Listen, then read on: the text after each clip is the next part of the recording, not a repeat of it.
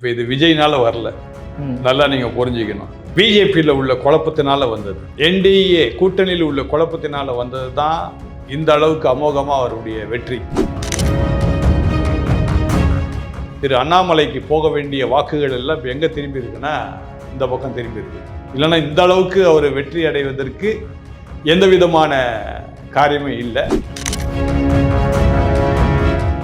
எதிர்கட்சி அந்தஸ்தை கூட எடுக்க முடியாத அளவுக்கு திரு எடப்பாடி பழனிசாமி இருக்கிறார்னா அவர் அந்த கட்சியில் அவர் தலைமையாக இருப்பது கூட வேஸ்ட். நிச்சயமா இவர் மக்களுக்கு சேவையில் இருந்தார்னா இவரை யாரும் தோற்கடிக்க முடியாது. எப்படி அண்ணா திராவிட முன்னேற்ற கழகம் ஒரு காலத்தில் இருந்ததோ அதே மாதிரி தாவேகா கட்டாயம் இருக்கும். சொந்த தொகுதிக்கே ஒரு முதலமைச்சர் ஒண்ணுமே செய்யல. அதனால ஒருவேளை அந்த தொகுதியை விட்டு வேற எங்கேயாவது அவர் வேட்பாளராக இருந்திருந்தால் ஒருவேளை ஜெயிச்சிருப்பார். இனிமேட்டு வரக்கூடிய சட்டமன்றத்தில் ஸ்டாலின் அவர்கள் உள்ள இருக்க முடியாதே சார்? நிச்சயமா இருக்க முடியாது. இப்போ உதயநிதி ஒருவேளை வருவார், இன்னும் சரியா வரல முடிவு. அப்ப கிட்ட ஜெயிச்சிருவாருன்னு தெரியுது சார். ஆனா எதிர்கட்சி தலைவராக அவர் உட்காருவாரானா எனக்கு சந்தேகமா இருக்குது. என்ன செந்தில் பாலாஜி ஒருவேளை எதிர்கட்சி தலைவராக உட்கார வைப்பாங்க. சேகர் பாபு வரலாம், கே நேரு வரலாம். ஆமா, ரஜினிகாந்துக்கு நிச்சயமா கிடைக்காது. ஏன்னா ரஜினிகாந்துடைய ரசிகர்கள்லாம் இப்போ முதிர்ச்சி ஆயிட்டாங்க. இளைஞர்கள் ரஜினிகாந்துக்கு ரொம்ப அவ்வளவு ஆர்வம் காட்டுவது இல்லை. அதனால ரஜினிகாந்துக்கு இந்த அளவுக்கு மோகம் கிடையாது மக்களிடையே. இது வரைக்கும் நீங்க மரத்துல ஏறினீங்க, குதிச்சிங்க, பைக்கில் எல்லாம் பண்ணீங்க.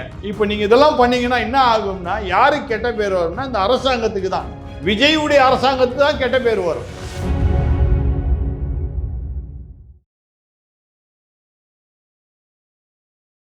இளையபாரத நேயர்களுக்கு வணக்கம். இன்னைக்கு நம்ம நேர்காணல் நம்ம சிறப்பு விருந்தினர் arch bishop Samuel Gunasekaran sir அவர்கள் தான். சார் வணக்கம் சார். வணக்கம். வணக்கம் சார். ஆரம்பத்துலேருந்தே நீங்கள் விஜய்க்கு நிறைய அட்வைஸ் கொடுத்துருக்கீங்க. முக்கியமாக உனக்கு பாலிடிக்ஸ் செட் ஆகாதுன்னு சொல்லியிருக்கீங்க.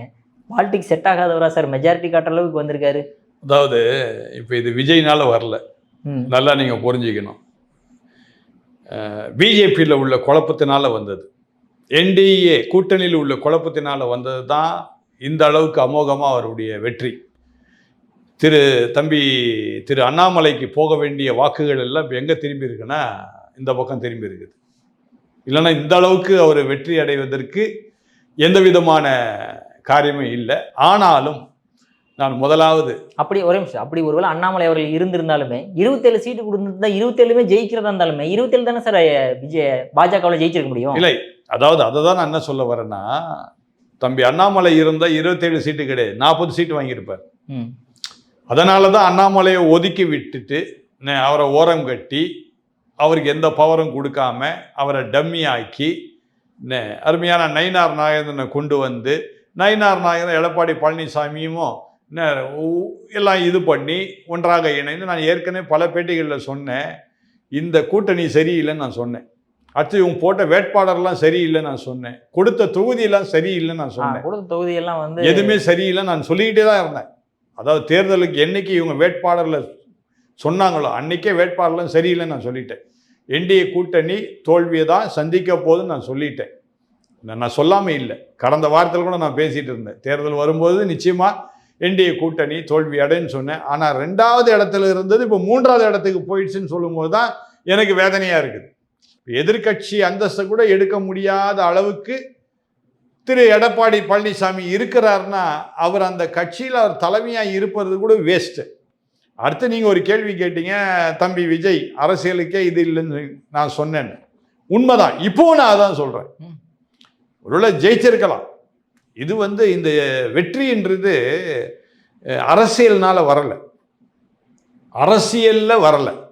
மக்களுடைய மனப்பான்மையில் என்னன்னா எப்படியாவது திமுகவை வீட்டுக்கு அனுப்பணும், ஒரு மாற்று அரசாங்கம் வரணும் அப்படின்ற ஒரு மன எண்ணத்தில் மக்கள் இருந்தார்கள். அதை நான் கண்டிப்பாக வரவேற்கின்றேன். மக்களை நான் இதற்காக நான் வாழ்த்துகின்றேன். தம்பி ஜோசப் விஜயை இவர்கள் தேர்ந்தெடுத்ததுக்காக நான் வாழ்த்துகின்றேன். திமுக வீட்டுக்கு அனுப்புனதுக்காக, வீட்டுக்கு திமுக அனுப்பணும் தான் நான் வாழ்த்துகிறேன். என்னுடைய நோக்கம் அதுதான். இதுக்கு தான் கடந்த 4 ஆண்டுகளாக நான் பெரும் பாடுபட்டேன். திமுகவை வீட்டுக்கு அனுப்பணும், இதை மக்கள் புரிந்து கொண்டு நடத்தணும். அதனால் தம்பி ஜோசப் விஜயை அவர் தேர்ந்தெடுத்திருக்கின்றார்கள். மீண்டும் என்னுடைய ஆலோசனை என்னவென்றால், இது ஆண்டவராய் பார்த்து அருமையான தம்பி ஜோசப் விஜய்க்கு இந்த அற்புதமான ஒரு பதவியை கொடுத்திருக்கின்ற நல்ல தருணம். இன்னும் சொல்ல போனா, நான் நினைக்கிறேன் கடந்த வாரத்தில் நம்ம பேசணும்னு நினைக்கிறேன், இவர் தேர்தலுக்கு முன்பதாக கடைசி வாரங்களில் ஒரு சர்ச்சுக்கு போயிட்டு மண்டியிட்டு ப்ரேயர் பண்ணார். இதை கூட நம்ம வந்து ஒரு கேலித்தனமாக கூட நம்ம பேசணும். ஆனால் நம்முடைய பார்வையில் அது ஒருவேளை கேலியாக இருந்தாலும் கடவுளுடைய பார்வையில் அவருக்கு ஒரு இரக்கம் கடவுள் கொடுத்துட்டார்.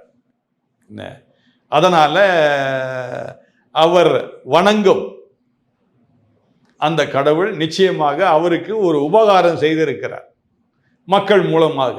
இந்த உபகாரத்தை அவர் புரிந்து கொண்டு மக்களுக்காக இவர் என்ன செய்ய போகின்றார் அடுத்த கட்டம், அதுதான் என்னுடைய ஒரே கேள்வி. முதலாவது மக்களுக்கு பிடிக்காத ஒரே ஒரு காரியம் மது விலக்கு. இதை அவர் எந்த இடத்துலையும் சொல்லவே இல்லை. ஆனால் அதை செய்தா நிச்சயமாக அதை முதல் கணம் நான் வரவேற்பேன். அடுத்தது இந்த இலவசங்கள்லாம் எடுத்து போட்டுடணும். இந்த இலவசத்தை கொடுத்து மக்களை வந்து பிச்சைக்காரத்தனமாக நடத்தாதபடிக்கு இந்த திராவிட கழகங்கள் எல்லாத்தையுமே ஓரங்கட்டிட்டாங்க மக்கள். நான் ரொம்ப சந்தோஷம் அதில். அதாவது எல்லாரும் நினைப்பாங்க ஒருவேளை விஜய் வந்துட்டாருன்னா நான் ஒருவேளை மனம் கசந்துருவேன். இல்லை நான் ரொம்ப சந்தோஷப்பட்டேன் நான். ரைட்டு, இந்த இலவசங்கள்லாம் தூக்கி போட்டுட்டு மக்களுக்கு நன்மையான காரியத்தை செய்வார் என்று சொல்லி நிச்சயமாக நினைக்கின்றேன். செய்தால் என்னுடைய தம்பி சொன்னார், ஆவடியில் நின்று இருக்கார் ரமேஷ்குமார், அவர் ஜெயிச்சிட்டார். அவர் என்ன சொன்னார்னா, கடவுள் என்கிட்ட சொன்னார் இவர் தான் நிரந்தர முதல்வர் அப்படின்னு சொன்னார். நிச்சயமாக இவர் மக்களுக்கு சேவையில் இருந்தார்னா இவரை யாரும் தோற்கடிக்க முடியாது. எப்படி அண்ணா திராவிட முன்னேற்ற கழகம் ஒரு காலத்தில் இருந்ததோ அதே மாதிரி தாவேகா கட்டாயம் இருக்கும் என்று நான் நம்புகிறேன். அதை அவர் கட்டாயம் செய்வார் என்று சொல்லி நான் நினைக்கின்றேன். பொறுத்திருந்து பார்ப்போம் எல்லாவற்றையும். ஓகே சார், நீங்கள் பல தடவை சொல்லியிருக்காங்க, எல்லாருமே சொன்னது நீங்களும் சொல்லியிருக்கீங்க, அந்த விசிலடிச்சாங்குஞ்சிகள், அப்புறம் தற்குறிகள், அதே மாதிரி விஜய்க்கு வர கூட்டம்லாம் ஓட்டா மாறுமா, இந்த மாதிரி பல விமர்சனங்கள் வைக்கப்பட்டிருந்தாலுமே மிகப்பெரிய ஒரு கிளீன் ஸ்வீப்னே சொல்லலாம். இந்த அளவுக்கு விஜய் அவர்களுக்கு மக்கள் மனம் மாறி இருக்கு அப்படிங்கும்போது அப்போ நீ எல்லாம் சொன்னது எல்லாருமே தவிடுபடியாயிருச்சு சார், எல்லாமே பொய்யால போச்சு. பொய்யின் இல்லைங்க, அதாவது மக்களுக்கு மாற்றம் வேணுங்க. அந்த மாற்றத்தை அருமையான தம்பி அண்ணாமலை கொண்டு வருவார்னு சொல்லி அண்ணாமலை மேலே எல்லாம் நம்பிக்கையாக இருந்தாங்க. கடந்த தேர்தலில் கூட உங்களுக்கு தெரியும் எவ்வளோ பர்சன்டேஜ் ஏறிச்சு அப்படின்னு. நான் உங்கள்கிட்ட சொன்னேன்னா யார்கிட்ட சொன்னேன்னு தெரியல. இந்த முறை பிஜேபி ஒரு 1 அல்ல 2 சீட்டு தான் வரும் நான் சொன்னேன். அடுத்தது இவங்கெல்லாம் தோல்வி அடைஞ்சிருவாங்க எல்லாருமே. அதாவது நயினார் நாயந்தில் எல்லாருமே தோல்வி அடைவாங்க நான் சொல்லிக்கிட்டே இருந்தேன். இப்போ அதே மாதிரி தான் நடந்து கொண்டே இருக்கு. இதற்கு காரணம் திரு அண்ணாமலை தாங்க. மக்கள் வந்து திரு அண்ணாமலையை வந்து ஒரு ஐபிஎஸ் ஆஃபீஸர், ஒரு நேர்மையானவர், இவர் நிச்சயமாக ஒரு நல்ல சிந்தனையோடு கூட நேர்மையாக ஒரு அரசாங்கத்தை நிர்வகிப்பார் என்று சொல்லி ஆசைப்பட்டு அவர் மேலே எல்லாரும் மனம் வைத்திருந்தாங்க. மனதை என்ன பண்ணிட்டாங்க, இந்த பிஜேபியுடைய தமிழ்நாட்டு தலைவர்கள்லாம் சீர்குலைச்சிட்டாங்க. அந்த இந்த இடைவெளி தான் யாரை கொண்டு வந்து விட்டதுன்னா அருமையான தம்பி ஜோசப் விஜயை கொண்டு வந்து விட்டது. அடுத்த ஒரு இளைஞனை கொண்டு வந்து விட்டது. சரியா? இதுவரைக்கும் மக்கள் வந்து ஜோசப் விஜயுடைய அரசியலை பார்க்கவே இல்லை. அவர் யாருன்னு யாருக்கும் தெரியாது, இன்னவர் நிர்வாகியும் யாருக்கும் தெரியாது. ஆனால் அவரை கொண்டு வந்திருக்கிறாங்க. சரி, பொறுத்திருந்து பார்ப்போம். ஒருவேளை இந்த அருமையான இந்த ஜோசப் விஜய் கூட இருக்கின்ற அரசியல்வாதிகளை காட்டிலும் ஐஏஎஸ் ஐபிஎஸ் ஆஃபீஸர்ஸ்ன்னு இருக்கிறாங்க. அவருடைய நல்ல ஆலோசனையை பெற்றுக்கொண்டு தொடர்ந்து செயல்படுவாரானால் தமிழ்நாடு ஒரு சிறந்த ஒரு அரசாங்கமாக இருக்கும். மட்டுமல்ல, இப்போ தமிழ்நாட்டில் பார்த்தீங்கன்னா எத்தனையோ லட்ச கோடி கடனில் இருக்குது. இதை மீட்டெடுக்கணும். இதுதான் முதல் காரியம் அவர் செய்ய வேண்டியது. அதை அவர் புரிந்து கொண்டு செயல்பட்டாரே ஆனால் நிச்சயமாக தமிழ்நாடு ஒரு சிறந்த ஒரு மாநிலமாக மாறும். Okay sir. சார், நம்ம சீஃப் மினிஸ்டர் இந்த ஸ்டாலின் அவர்களோட வந்து பாபுன்ற ஒரு தாவைக்காவினர் வந்து படுதோல்வி அடைய வச்சிருக்காரு. அதை எப்படி பார்க்குறீங்க? ஸ்டாலின் அவர்களே தோக்குற அளவுக்கா? நீங்கள் சொல்லியிருக்கீங்க அவர் செய்கிற ஆட்சி முறை சரியில்லை அப்படின்ட்டு, ஆனால் அவர் நல்லவர் அப்படின்றீங்க, அவருக்கே தோல்வி அடைஞ்சிருக்கேன் சார். ஸ்டாலினை பொறுத்த வரைக்கும் இப்போ நான் சொல்லுவேன் அவர் நல்லவர் தான். ஸ்டாலின் கெட்டவர் நான் சொல்லவே மாட்டேன். காரணம் என்ன, அவரை ஆட்சி செய்ய விடலை. குடும்பத்தார் அவரை ஓரங்கட்டி வச்சுக்கிட்டு பொம்மையாக அவரை வச்சு தான் செயல்பட்டு இருந்தாங்க. என்ன இப்போவும் அவர் தோல்வி அடைஞ்சார் அப்படின்னா அதுக்கு காரணம் அவர் அல்ல, அந்த குடும்பத்தின் மக்கள் தான் அவரை அந்த மாதிரி பண்ணிட்டாங்க. அவருடைய சொந்த குடும்பத்தினர் தான் அவர் தோல்வி அடைவதற்கு காரணம் தான் நான் சொல்லுவேன். காரணம் என்னன்னா, அவருடைய அந்த சொந்த கொளத்தூர் தொகுதிக்கே அவர் என்ன செய்தார் அப்படின்னா ஒண்ணுமே கிடையாது. ஒவ்வொரு இந்த மழை நேரத்திலும் பார்த்தீங்கன்னா கொளத்தூர்ல வெள்ளம் ஓடிட்டு இருக்கும். அதான் நடந்தது. சொந்த தொகுதிக்கே ஒரு முதலமைச்சர் ஒண்ணுமே செய்யல. அதனால ஒருவேளை அந்த தொகுதியை விட்டு வேற எங்கேயாவது அவர் வேட்பாளராக இருந்திருந்தால் ஒருவேளை ஜெயிச்சிருப்பார். முட்டாள்தனமாக மறுபடியும் அந்த குடும்பத்தாரே அவரை வீழ்ச்சி அடைய செய்து விட்டார்கள், அப்படிதான் நான் சொல்லணும். ஓகே சார், இனிமேட்டு வரக்கூடிய சட்டமன்றத்தில் வந்து ஸ்டாலின் அவர்கள் உள்ள இருக்க முடியாதே சார்? நிச்சயமா இருக்க முடியாது. இப்போ உதயநிதி ஒருவேளை வருவார், இன்னும் சரியா வரல முடிவு. அப்ப கிட்டத்தட்ட ஜெயிச்சிருவாருன்னு தெரியுது சார். ஆனா எதிர்கட்சி தலைவராக அவர் உட்காருவாரானா எனக்கு சந்தேகமா இருக்குது. என்ன செந்தில் பாலாஜி ஒருவேளை எதிர்கட்சி தலைவராக உட்கார வைப்பாங்க. சேகர் பாபு வரலாம், கே நேரு வரலாம். ஆமா இல்லையா? அதனால இப்போ அதெல்லாம் ஒரு சிந்தனை பண்ணி ஆகணும். அதனால எதிர்கட்சி தலைவர்களாக இவர்கள் வந்தாலும் எதிர் அணியில இவங்க உட்கார்ந்துருக்க போறாங்க. இப்போ அரசாங்கம் யார் கையில் இருக்குது? தாவேகா கையில் இருக்குது. எப்படி இந்த அரசாங்கம் நடக்க போகுதுன்னு எனக்கு தெரியல. நிச்சயமா பல வெளிநடப்புகள் இருக்கும், பல போராட்டங்கள் இருக்கும். இவங்க அரசியலுக்கே புதுசு. அதனால என்ன நடக்க போகுது, என்ன ஆக போகுது தமிழ்நாடு என்கின்ற அடுத்த ஒரு பெரிய கேள்வி தான். Okay sir. இப்போ இருக்கக்கூடிய அந்த தாவேகாவினர் இருக்கக்கூடிய எம்எல்ஏஸ் எல்லாருமே ஓகேங்களா, மற்ற கட்சிக்கு தாவறதுக்கு வாய்ப்புகள் உண்டா என்ன இந்த டைம்ல? தாவேக்கால உள்ளவங்களை கேட்குறீங்களா? தாவேக்கால இருக்கிறவங்க அந்த மற்ற கட்சி போலாமா என்ன? தாவேக்கால உள்ளவங்க நிச்சயமா போக மாட்டாங்க. மற்ற கட்சியில் தான் தாவேக்காக வருவாங்க இப்போ. சரிங்களா? தாவேக்கால உள்ளவங்க மற்ற கட்சிக்கு போய் பிரயோஜனமே கிடையாது. ஏன்னா தாவேக்கால இருந்தாதான் அவங்களுக்கு மரியாதை மதிப்பு. காசை கொடுத்து வாங்க ட்ரை பண்ணுவாங்களா? இல்லை, என்ன காசை கொடுத்து வாங்கினாலும் இங்கேருந்து போக மாட்டாங்க. அது நிச்சயமா போக மாட்டாங்க. மற்ற கட்சியிலேருந்து தாவேக்கா கட்டாயம் வருவாங்க. அப்படி ஒரு காரியம் ஒரு வேளை நடக்கலாம். அதான் நான் நிச்சயமா சொல்ல முடியும். Okay sir. விஜய் அவர்கள் மேல் இன்னொரு குற்றச்சாட்டு என்ன வைக்கப்பட்டது அப்படின்னா, தன்னுடைய சொந்த குடும்பத்தையே, அப்பா அம்மாவாகட்டும் இல்லை ஒய்ஃப் ஆகட்டும், குழந்தையே வந்து சரியா பார்க்க தெரியாதவர் எப்படி தமிழ்நாடு மக்களை வழிநடத்தி செல்வார்ன்ற ஒரு கேள்விக்குறி இருந்ததே சார். அதுக்கு இந்த எலெக்ஷன் பதில் அளிச்சிருச்சா? இல்லை, எலெக்ஷன் பதில் அளிக்கலைங்க. மறுபடியும் நான் சொல்றேன், இது வந்து அரசியலுக்காக அவருக்கு வந்த வாக்குகளே கிடையாது. இல்லை, விஜய் வந்துட்டாருன்னா தமிழ்நாட்டுக்கு நல்லா நிர்வாகம் பண்ணுவார் என்பதற்காக அல்லவே அல்ல. மக்கள் மாற்று அரசாங்கம் வேணும், அதற்காக தான் மக்கள் இவரை தேர்ந்தெடுத்தாங்களே தவிர இவர் வீட்டை கவனிப்பாரா, இல்லை குடும்பத்தை கவனிப்பாரா, இல்லை அரசு இதை மக்களை கவனிப்பாரா, தமிழ்நாட்டை காப்பாற்றுவாரா, அதெல்லாம் இல்லை. மக்கள் ஒரு ஒரு மறுபடியும் இவருக்கு ஒரு ஒரு ஒரு இடத்த கொடுத்துருக்குறாங்க, அவ்வளோதான்.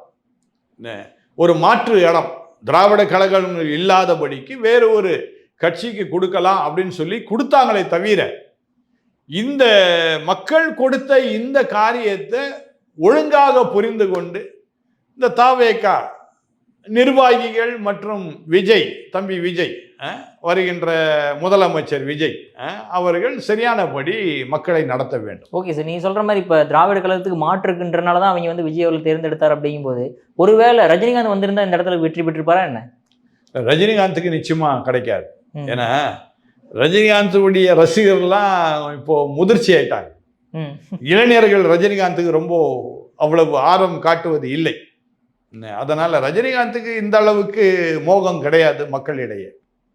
ஸோ அதனால் விஜய் அவர்களால விஜய் வந்ததுனால மக்களுடைய மோகம் விஜய் மேலே, இவர் எப்படியாவது செய்திருவாரு அப்படின்ற நம்பிக்கையில் இருக்கிறாங்க. அந்த நம்பிக்கை சீர்குலைக்காதபடிக்கு தம்பி விஜய் பார்த்துக்கணும். Okay sir. அதே மாதிரி இப்போ இந்த சிறுபான்மையினர் ஓட்டு எல்லாமே விஜய் அவர்களுக்கு போகும் அப்படின்ற போது இப்போ எலெக்ஷன் ரிசல்ட் பார்த்து அந்த மாதிரி தானே சார் தெரிய வருது. அவர் சிறுபான்மையினருக்கு என்ன பண்ண போகிறார்? அப்புறம் இப்போது நீங்கள் நல்லா தெரிஞ்சுக்கிடுங்க, போன தடவை திராவிட முன்னேற்ற கழகம் எந்த இடத்துல இருந்தது, இன்னைக்கு அவங்க ஒரு 75 என்னமோ தான் வாங்கியிருக்கிறாங்க. சரிங்களா? 160 ஜெயிச்சாங்க சார் போன தடவை. 106 அப்படியே பாதிக்கு பாதி வந்துடுச்சு. அப்போ இதுல உங்களுக்கு என்ன புரியுது? சிறுபான்மையோட எல்லா வாக்குகளும் யாருக்கு போயிடுச்சு? விஜய்க்கு போயிடுச்சு. அதே மாதிரி அண்ணா திராவிட முன்னேற்ற கழகத்தினுடைய சிறுபான்மை வாக்குகளும் விஜய்க்கு போயிடுச்சு. ஆக ரெண்டு சைடு உள்ள சிறுபான்மை வாக்கெல்லாம் விஜய்க்கு தான் போயிருக்குது. அதனால சிறுபான்மையுடைய வாக்கு தான் என்றைக்குமே தமிழகத்தை காப்பாற்றுதுன்றதை நம்ம புரிந்து கொள்ளணும். அதை இது சரியாக செய்துட்டாங்க சிறுபான்மை மக்கள். அதனால் அவங்கள நான் வாழ்த்துறேன். Okay sir. இப்போ சிறுபான்மையினருக்கு விஜய் அவர்கள் என்ன பண்ணுனா நல்லதுன்னு நினைக்கிறீங்க நீங்கள்? சிறுபான்மையினருக்கு ஒன்றும் பண்ணணும்னு அவசியம் இல்லைங்க. எல்லாமே மனிதர்கள் தான். எல்லா மனிதர்களும் செய்யறது தான் இவர் எல்லாருக்கும் செய்யணும்னு ஆசைப்படுறேன். தவிர சிறுபான்மையினர்னு சொல்லிட்டு ஏன் தனித்தன்மையாக நம்ம நினைக்கணும்? அப்படி நினைக்க வேண்டாம். அப்படி நினைக்கவும் நடக்கவும் கூடாது எதுவுமே. ஆனால் சிறுபான்மையர்களுக்கு ஒரு சில காரியங்கள், அதாவது இப்போ நாங்கள் கிறிஸ்தவர்கள் இஸ்லாமியர்கள் எங்கள் 2 பேருக்கும் அடக்கம் பண்ணுறது ஒரு கல்லறை தேவை. இந்த கல்லறையானது பெரும் பட்டணங்களிலே, அதாவது சென்னை, கோவை, மதுரை போன்ற பட்டணங்களிலே இப்படிப்பட்ட கல்லறைகள் இல்லை. இதற்கு சிறப்பாக இந்த புதிய அரசாங்கம் நடவடிக்கை எடுத்தால் நலமாயிருக்கும், எடுக்கும் என்கின்ற நம்பிக்கையில் இருக்கிற. காரணம், என் தம்பி அங்கே இப்போ ஜெயிச்சிருக்கிறார். தாவேக்கால என் தம்பி ஜெயிச்சிருக்கிறார். என் தம்பிக்கு நல்லாவே தெரியும் இந்த பிரச்சனை எவ்வளோ நாளாக கஷ்டப்பட்டு இருக்கணும். தம்பி இதை பார்த்து கொள்வார்ன்ற நம்பிக்கையில் நான் இருக்கிறேன். Okay sir. சரி, அந்த வரக்கூடிய 5 ஆண்டுகளை வந்து தாவேகா தலைவர் விஜய் அவர்கள் வந்து ஆட்சி செய்ய திமுகவினர் விழுவாங்களா என்ன? ஏன்னா அதிமுக டைமில் நம்ம பார்த்துருக்கோம் எந்த அளவுக்கு அவங்க மீடியா வச்சுட்டு அதுக்கப்புறமேட்டு ஆட்களை வச்சுட்டு எந்த அளவுக்கு மாற்றினாங்க அப்படின்னு தெரியும். விஜய் அவர்கள் அந்த மாதிரி பண்ண முடியுமா? இப்போ ஒரே ஒரு சின்ன ஒரு திருத்தம், 5 ஆண்டுகள் இந்த ஆட்சி இருக்குமான்ற ஒரு கேள்வி. அதுவே கேள்வி இல்லை. இப்போ நீங்கள் என்ன உடனே யோசிப்பீங்க, இது கவிழ்ந்துருமா? அப்படின்னா இல்லை. இப்போது உங்களுக்கு ஞாபகம் இருக்கா இல்லையான்னு தெரியல, 1 வருடத்துக்கு முன்பதாக அருமையான நம்முடைய பிரதமர் அவர்கள் 1 இந்தியா 1 எலெக்ஷன் சொல்லி வச்சுருந்தார். அதை கொண்டு வர போகிறோம், அதை பார்லிமெண்ட்டில் நாங்கள் இது பண்ண போகிறோன்னு. முந்தி திராவிட முன்னேற்ற கழகம் அதை எதிர்த்து இருந்தாங்க. இப்போ திராவிட முன்னேற்ற கழகம் என்ன பண்ணுவாங்க? ஆதரவு கொடுத்துருவாங்க. விளங்குதா? இப்போ நான் சொல்கிறது, பாராளுமன்றத்தில் இப்போ பிஜேபி எதை கொண்டு வந்தாலும் திமுக அதுக்கு உடன்பட்டு போயிடும். வேற வழியே கிடையாது. அதனால நிச்சயமா 1 இந்தியா 1 எலெக்ஷன் சொல்லி ஒருவேளை பாராளுமன்றத்தில் கையெழுத்தாகி அது ஓகே ஆயிடுச்சுன்னு வச்சுக்கிடுங்க. இப்போ 2029 மீண்டும் பாராளுமன்ற தேர்தல் வரும்பொழுது இந்த சட்டசபையும் கலைச்சிட்டு முழுமையாக எல்லா சட்டசபைகளிலும் எல்லா மாநில சட்டசபையிலும் கலைச்சிட்டு முழுமையாக 1 இந்தியா 1 எலெக்ஷன், ஒரே இந்தியா ஒரே தேர்தல், அதை கொண்டு வரும் பொழுது அப்போ இவங்க ஆட்சி எவ்வளோ நாள் தான்? 2 வருஷமோ 2.5 வருஷம் தான். அதுக்குள்ள நல்லா ஆட்சி பண்ணி மறுபடியும் தாவேகா வந்து அதை தான் நான் இப்போ ஆலோசனை சொல்ல விரும்புகிறேன். நீங்கள் நல்ல ஆட்சி கொடுத்தீங்கன்னா மீண்டும் வரலாம். இப்போ இது அலை அடித்த மாதிரி தான். இது அலையின் வாக்குகள் தான். இது கடைசி வரைக்கும் நிற்க மாட்டேன்னு நமக்கு தெரியாது. அதனால் இந்த கொடுக்கப்படுகின்ற இந்த 2 வருஷமா 2.5 வருஷத்துலேயோ நீங்கள் சரியானபடி ஆட்சி செய்தீங்கன்னா மீண்டும் நீங்கள் வரலாம். இல்லை என்றால் முடியாத ஒரு காரியமாக அது மாறிவிடும். Okay sir. ஸோ ஒரு பக்கம் இப்படி இருக்கும்போது திமுகவில் அவங்க கூட்டணி கட்சிகளில் பல பேர் அதிருப்தியை தெரிவிச்சிருக்காங்க. திருமாவளவன் என்னடனா நீங்களாம் சரியாக வேலையே செய்யலை அப்படின்றாரு. இன்னொரு பக்கம் ராதாகிருஷ்ணன் அவர்கள் கம்யூனிஸ்ட் சேர்ந்தவர் என்ன சொல்கிறாரு அப்படின்னு பார்த்தீங்கன்னா திமுக எங்களுக்கு சரியாக அங்கீகாரமே கொடுக்கல அப்படின்றாரு. ஸோ இந்த அதிருப்தி கட்சி ஆட்கள்லாம் தாவேக்கா போக வாய்ப்புகள் இருக்கா? நிச்சயமாக. இதில் எந்த விதமான சந்தேகமே கிடையாது. நான் ஏற்கனவே திருமாவளவன்ட்டு ஆலோசனை சொன்னது என்னென்னா, நீங்கள் தாவையை கூட போய் சேர்ந்துருங்க, அங்கே போய் சேர்ந்தால் உங்களுக்கு அட்லீஸ்ட் உங்களுக்கு ஒரு 20 சீட்டாவது கிடைக்கும். இப்போ நான் சொன்னது உண்மையாயிடுச்சா? ஆட்சியில் பங்கு அதிகாரத்தில் பங்கு நிச்சயமாக கிடைச்சிருக்கும், எல்லாம் கிடைச்சிருக்கும். ஒன்றும் இல்லைங்க. இப்போ அவர் 20 சீட்டு கொடுத்துருப்பாங்க, அவருக்கு 20 பேரும் ஜெயிச்சிருப்பாங்க. இப்போ இங்கே ஒருத்தர் தான் ஜெயிக்கிறார். அதே தான் சிபிஎம்முக்கும் நான் சொன்னேன். ஞாபகம் இருக்குதா? உங்கள்கிட்ட தான் பேசுவோம் நான் சொன்னேன். அது என்ன, இவங்க அந்த பக்கம் போயிருந்தாங்கன்னா இவங்க ஒரு 5 தொகுதி கேட்டிருந்தா கூட கிடைச்சிருக்கும். 5 பேரும் ஜெயிச்சு நேரம் சட்டசபைக்குள்ள போவாங்க. இது ஆரம்பத்தில் நான் சொன்னேன். அடுத்தது இவங்க தேர்தல் கணக்கில் வேற வழி இல்லாமல் அவங்களுடைய கணிப்பு என்னவா இருந்தது, திராவிட முன்னேற்ற கழகம் தான் வரும் என்கின்ற கணிப்பில் என்ன பண்ணிட்டாங்க, இவங்களோட ஒட்டி இருந்தாங்க. இப்போ கட்டாயம் என்ன செய்வாங்க, தாவேக்காக தான் சப்போர்ட் பண்ணுவாங்க, தாவேக்கா பக்கம் தான் போவாங்க. அவங்களுக்கு தான் இவங்க சப்போர்ட் பண்ணி தொங்கும் இந்த சட்டசபையா இல்லாதபடிக்கு முழு ஆட்சி பொறுப்புக்கு இவங்க உடன்பட்டு வருவாங்க கட்டாயம். அதில் எந்த விதமான சந்தேகமே கிடையாது. Okay sir. பட் இருந்தாலுமே நீங்கள் சொன்ன மாதிரி எதிர்கட்சி எடப்பாடி பழனிசாமி வந்திருந்தா பரவாயில்ல. ஒரு பக்கம் சென்ட்ரல் கவர்மெண்ட், அதாவது பாஜக சென்ட்ரல் கவர்மெண்ட் வெஸ்ட் பெங்கால் அந்த அளவுக்கு கான்சென்ட்ரேஷன் பண்ணி அவ்வளோ மெஜாரிட்டி வாங்கி ஜெயிக்கிறாங்க. ஆனால் தமிழ்நாட்டில் அந்த அளவுக்கு கான்சென்ட்ரேஷன் ஏன் சார் பண்ண மாட்டேன்றாங்க? இல்லை சார், இது இந்த இந்த இந்த இதில் எனக்கு 1 மாதத்துக்கு முன்பதாகவே எனக்கு இந்த ரகசியம் தெரியும். என்னன்னா, அருமையான உள்துறை அமைச்சர் அமித்ஷா அவர்கள் பல காரியங்களை எடப்பாடி கிட்ட சொல்றாரு. தேர்தல் வியூகம் வைக்கிறார். அதுக்காக தான் பல முறை இங்கே வந்தார் தமிழ்நாட்டுக்கு. அதற்காக பாரத பிரதமரும் தமிழ்நாட்டுக்கு வந்தார். ஆனால் எதையுமே திரு எடப்பாடி பழனிசாமி கேட்கிறதாக இல்லை. இப்போ எடப்பாடி பழனிசாமி சொன்னா அவர் என்ன சொல்றாரு, நயினார் நாகேந்திரன் சொல்லுங்கன்றார். நயினார் நாகேந்திரன் என்ன சொல்றாரு, ஏங்க அவர் தானே கூட்டணி தலைவர், நான் என்ன பண்ண முடியும், அவர் நழுவுறாரு. இப்படி இவர்கள் நழுவி போனால ஏறக்குறைய 1 மாசத்துக்கு முந்தியே, எலெக்ஷன் வருவதற்கு 1 மாதத்துக்கு முன்பதாகவே உள்துறை அமைச்சர் அமித்ஷா அவர்கள் சொல்லிட்டாரு, தமிழ்நாட்டில் வேஸ்ட்டு, நான் வெஸ்ட் பெங்காலை நான் கான்சென்ட்ரேட் பண்ணுறேன்னு சொல்லி அழகாக கான்சென்ட்ரேட் பண்ணார். முழுமையாக வெற்றி பெற்று விட்டார்கள். நல்ல அருமையான வெற்றி பெற்று விட்டார்கள். அதனால் நாளை திரும்ப இதே பிஜேபி தமிழ்நாட்டில் வருவதற்கு நிச்சயமாக ஒரு காலம் வரும். எப்பொழுதுனா திரு அண்ணாமலை அவருடைய கரங்களில் போனாதான். பிஜேபி திரும்ப அண்ணாமலை கரங்களில் போச்சுன்னா தமிழ்நாட்டிலே அவர்கள் கால் எடுத்து வைக்க முடியும். இல்லை என்றால் பிஜேபி மறந்துட வேண்டியதுதான். Okay sir. சார் அதே மாதிரி இப்போது அசாம்லையும் வந்து பாஜக வின் பண்ணியிருக்காங்க. ஆனால் கேரளத்தில் வந்து ஜெயிக்க முடியாத காரணம் என்னவா பார்க்குறீங்க பாஜக? அது கேரளத்தில் முதல் காரியம் வந்து வாக்கு கொடுக்கின்றவர்கள் அங்கே இல்லை, எல்லாம் வெளிநாட்டில் இருக்கிறவங்க.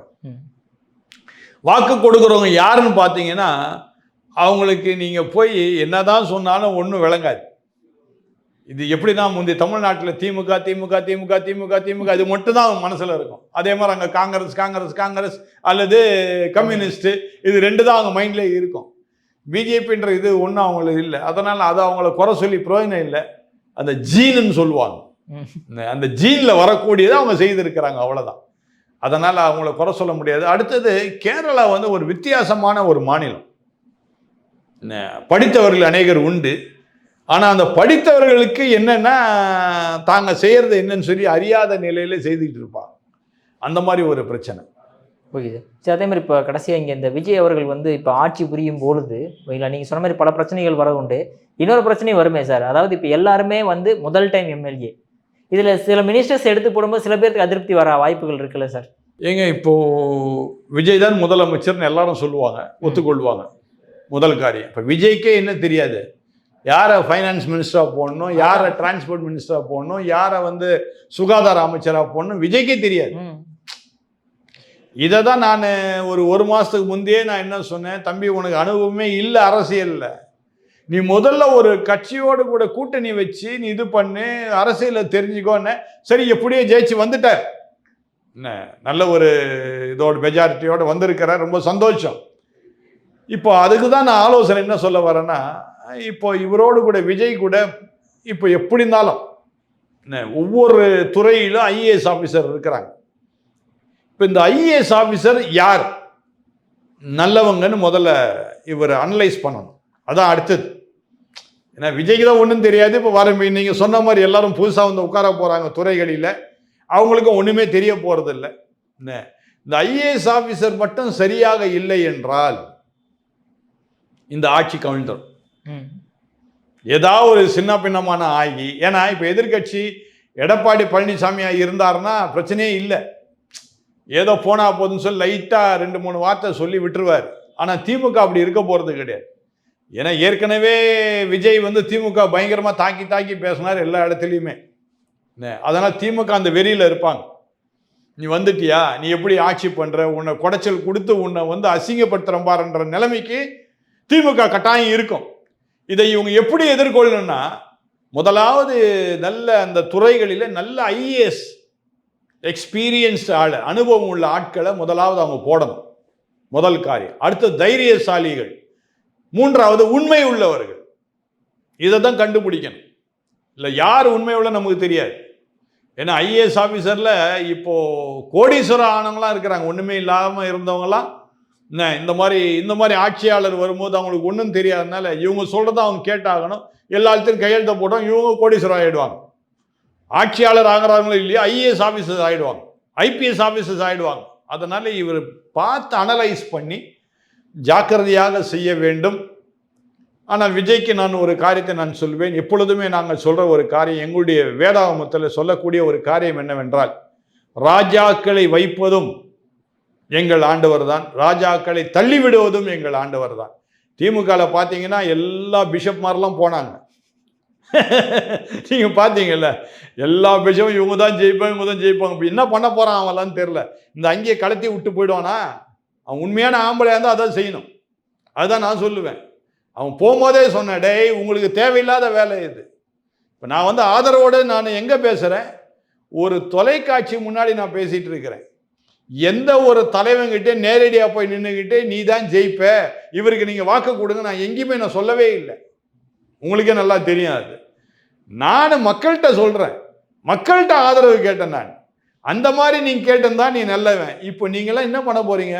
திமுக ஒன்றும் இல்லாமல் போயிடுச்சு. திமுக தான் வரும்னு சொல்லி சாதிச்சாங்க. இப்போ நான் என்ன சொல்ல வரேன்னா, ஆண்டவர் விஜயை இப்பொழுது முதலமைச்சராக வைத்திருக்கின்றார். விஜய்க்கு நான் கொடுக்கக்கூடிய ஒரே ஒரு காரியம் என்னவென்றால், விஜய்க்காக விஜயுடைய அரசாங்கத்திற்காக என்னுடைய பிரார்த்தனையிலே ஸ்பெஷலாக இவருக்காக நான் ஜெபிப்பேன். Okay sir. சார் இப்போ அந்த 5 வருஷத்துல வந்து சட்டம் ஒழுங்கு ரொம்ப ஒஸ்ட்டாக இருந்தது சார். பார்த்துருப்போம், கஞ்சானாலையும் சரி, இந்த டாஸ்மாக் இதனாலையும் சரி. ஸோ பல கொலைகள், கற்பழிப்புகள் நடந்தது.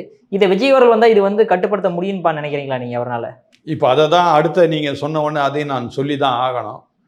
இன்றைக்கு அருமையான தம்பிமார்கள், தங்கச்சிமார்கள், அவங்க தான் அதிகமான வாக்குகளை இப்போ விஜய் கொடுத்து விஜய் ஆட்சி கொண்டு வந்திருக்கிறாங்க. இப்போ இந்த தம்பிமாரன் தங்கச்சிமாரன் என்ன பண்ணணும்னா, விஜயுடைய பேரை காப்பாற்றணும். புரியுதுங்களா? விஜயுடைய பேரை காப்பாற்றணும். இது வரைக்கும் நீங்கள் மரத்தில் ஏறினீங்க, குதிச்சிங்க, பைக்கில் எல்லாம் பண்ணீங்க.